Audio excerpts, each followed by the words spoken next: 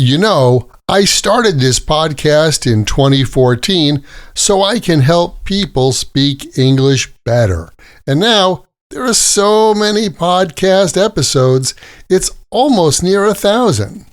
So, check this one out.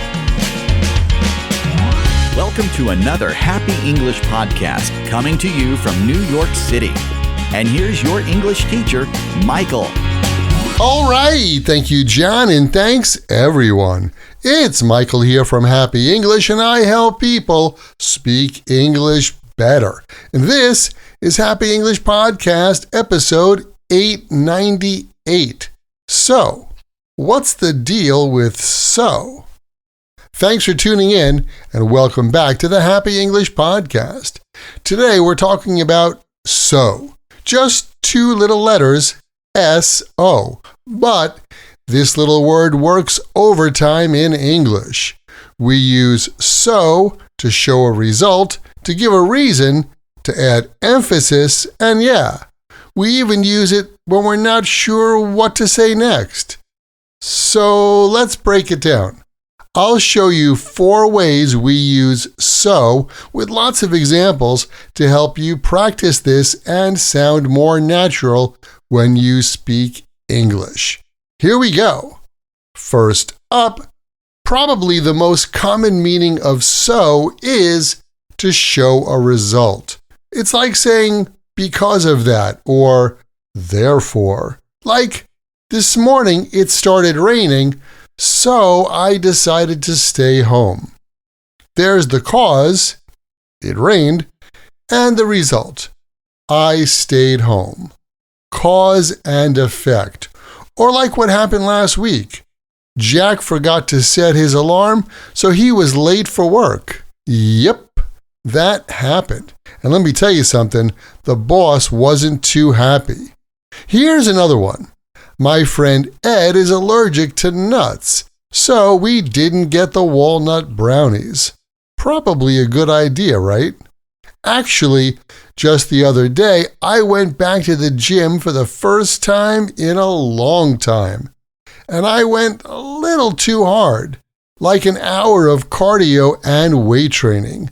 So, the next morning, I couldn't move. My legs were killing me.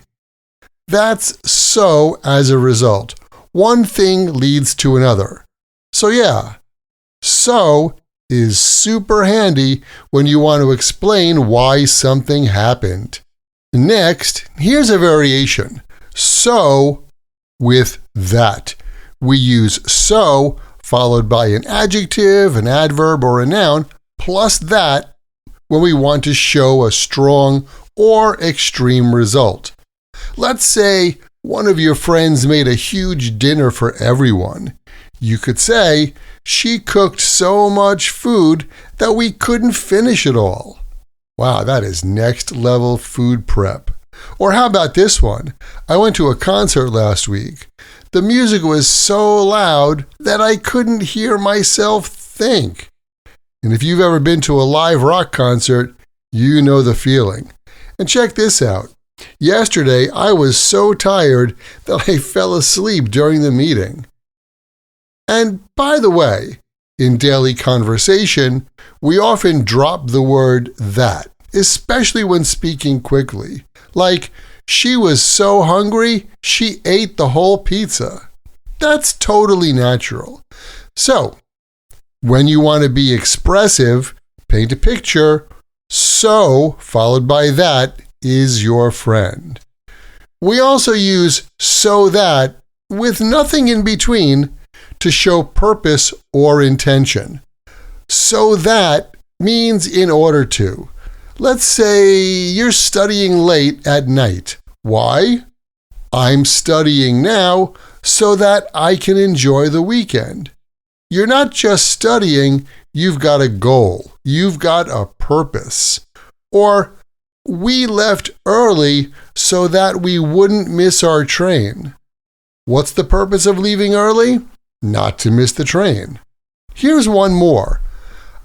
During the class, I explained it again so that everyone would understand. That's not a result, That's the purpose for doing something.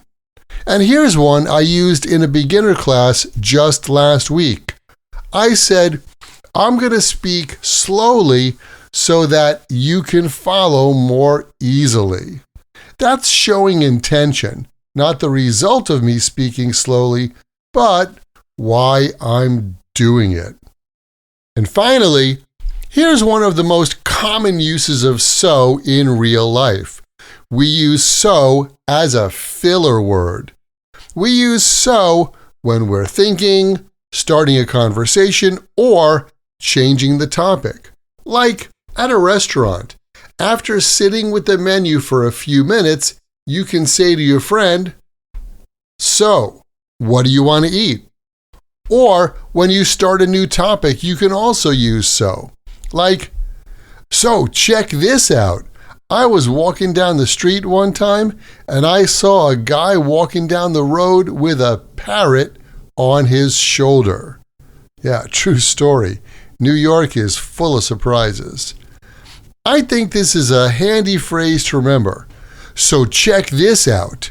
You can use this phrase when you want to bring up a new topic or just bring attention to what you want to add to the conversation. Like last weekend, I was talking with some friends about music and some concerts that are coming up. One of my buddies said, "So check this out. The Rolling Stones are going on tour this winter." In these cases, so doesn't really have a meaning. It's just there to make your speech flow more naturally. Okay, let's recap. So shows a result. It was raining, so we stayed home. We use so followed by an adjective, adverb, or noun, followed by that to show a strong result. It was so cold that I couldn't feel my fingers. Or, I ate so much ice cream that I couldn't get off the sofa. So that also shows a purpose, like I studied so that I could pass the test. And lastly, we use so as a conversational filler, like, "So, what's next?" And "So, check this out." So, here's your challenge. This week, try noticing how so is used in conversations around you, in podcasts, on TV, or when you talk with friends. Try using so for results, so that for purpose, and don't be afraid to throw in a little filler, "So check this out," to sound more natural. And hey, if you want to practice the English from this and all of my podcasts with me and a group of other awesome English learners, come check out my Podcast Learners Study Group. We meet once a week and go over the language from these podcast lessons together. It's a great way to build confidence and improve your speaking. Just check the link where you're listening to this podcast, or visit myhappyenglish.com and choose podcast episode 898 for more info. Thanks for listening, and remember, learning another language is not easy, but it's not impossible, and I'm here to help you on your journey. This podcast was brought to you by Happy English. Please visit myhappyenglish.com. Show your support for Happy English by leaving us a review. Get English, get happy, Happy English.